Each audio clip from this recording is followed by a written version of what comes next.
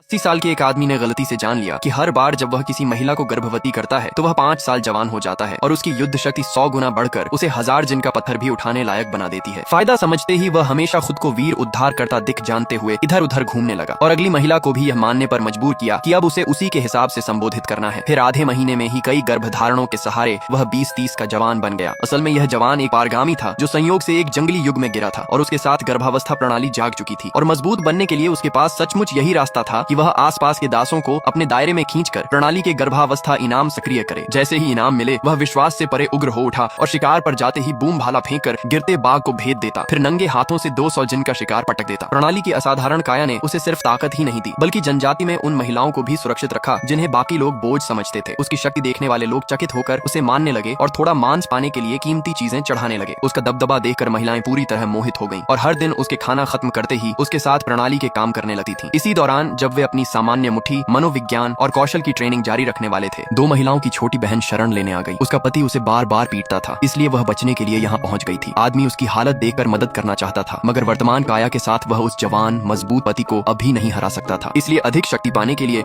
उसने दूसरी महिला के साथ एक और गर्भावस्था कार्य पूरा करने का फैसला किया। 3 घंटे से अधिक प्रयास के बाद प्रणाली ने उसकी शक्ल को प्रौढ़ अवस्था में बहाल कर दिया। उसी के साथ उसे 100 शॉट्स 100 हिट्स का कौशल मिला जिससे वह मनचाहा निशाना कभी नहीं चूकता था। अब वह आसानी से दूर के शिकार मैदान में बहुत दूर बैठे शिकार को भी एक तीर में गिरा सकता था। जैसे जैसे वह और उग्र तथा अधिक हैंडसम होता गया, 2 महिलाएं इतनी अभिभूत हुईं कि उनकी इच्छा मानो उनकी आत्माओं तक खिंच गई। पास खड़ी छोटी बहन भी इतनी हिल गई कि वह भी उसी के प्रति समर्पण की कल्पना करने लगी। उधर छोटी बहन का हिंसक पति यह मान बैठा कि वह अपनी क्रूर ताकत से उसे मार देगा और सारी महिलाओं को छीन लेगा। उसे पता ही नहीं था कि 2 महिलाओं के साथ कार्य पूरा करने के बाद वह आदमी बेहद भयावह रूप से शक्तिशाली हो चुका है। जनजाति का नंबर 1 दिव्य धनुर्धर ये सब सुनकर तुरंत 3 शिकार प्रतियोगिताएं कराने पर अड़ गया। पहले द्वार में नियम था कि जो पहले शिकार को तीर मारेगा वही जीतेगा और प्रतिद्वंद्वी की तीरंदाजी बराबरी की लगते हुए भी आदमी की अगली चाल ने सबको सन्न कर दिया। फिर उसकी तलवार तकनीक प्रकट हुई। वह आसमान में एक बार घूमी और शिकार को भेद गई, जिससे सामने वाले पक्ष ने दूसरा दौर तय किया कि एक ही तलवार से हवा में 2 गरुड़ गिराने होंगे। लेकिन उनकी गर्वित कला उसके 100 शॉट 100 हिट्स के आगे टिक न सकी, क्योंकि उसकी छोड़ी तलवार अगले ही पल उसकी इच्छा के अनुसार फिर से आकाश में उठ जाती थी। ऐसी अजेय नियंत्रण शक्ति से वह लगातार शिकार भेदता रहा, फिर लौटकर विरोधी का हौसला कुचल देता और सब लोग उसके देवतुल्य होने से स्तब्ध रह गए। फिर भी प्रतिद्वंद्वी ने हार नहीं मानी। अगली बार आंखों पर पट्टी बांधकर शिकार मांगा और तीर के बाद गंदे हथकंडे आजमाने चला, पर वह भूल गया कि उसकी तलवार मुड़ भी सकती है। अंत में छल करने वाला दिव्य तलवारबाज अपने ही षड्यंत्र से मर गया। आदमी समझ गया कि केवल क्रूर शक्ति लोगों को सिर्फ डरा कर रख सकती है। उसने सारे शिकार को जनजाति में पूरी तरह बराबर बांट दिया और तुरंत समर्थन जीत लिया। फिर जब वह जनजातियों के लोगों के साथ घर लौटा तो महिलाएं उसकी पूजा जैसी स्वीकृति देखकर उसे और भी अधिक प्यार करने लगी। हिंसा से सुरक्षित समृद्ध जीवन ने छोटी बहन को भी इस नए संसार से ऐसा बांध दिया कि वह उसे खोने का विचार भी मुश्किल से सह पाई।